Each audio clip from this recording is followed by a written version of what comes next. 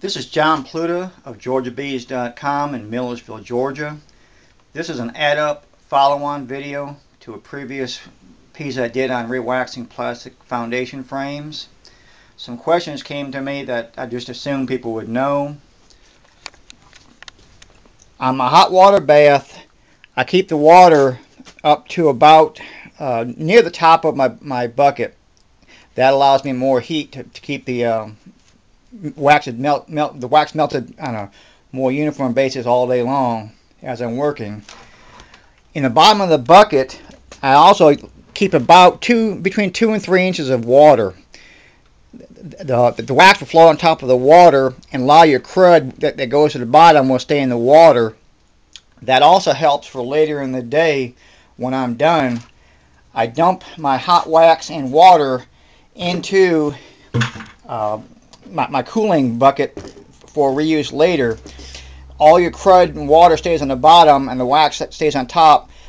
You'll have approximately 4 or 5 inches of wax. That also makes it easier to break to re-wax later on.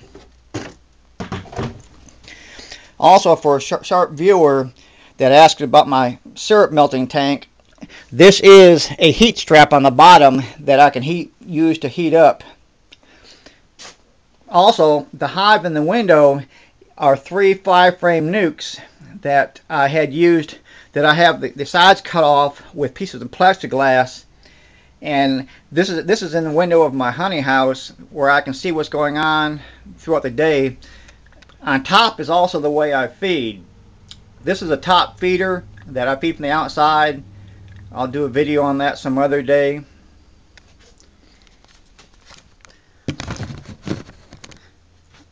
Some of the other questions were, I do the same thing with the white and the black plastic. The black shows up just well enough. The white shows up a whole lot better. Also, the question was, what about the plastic frames? They're all one-piece frames. They're basically done the same way. They're much harder to clean for some reason, but when we dip these, because of all the holes and cracks around your edges, they take a little more time and effort, but they're done the same way. The dip.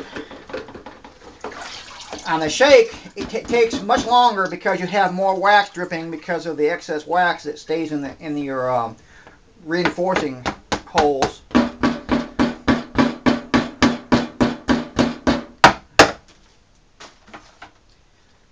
They cool just as fast. They're just warm.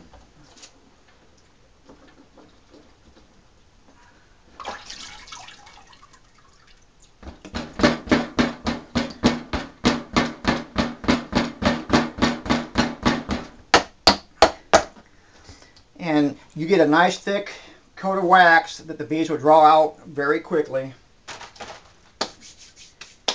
And that's all I can think of. I hope this helps. Go to GeorgiaBees.com for more information.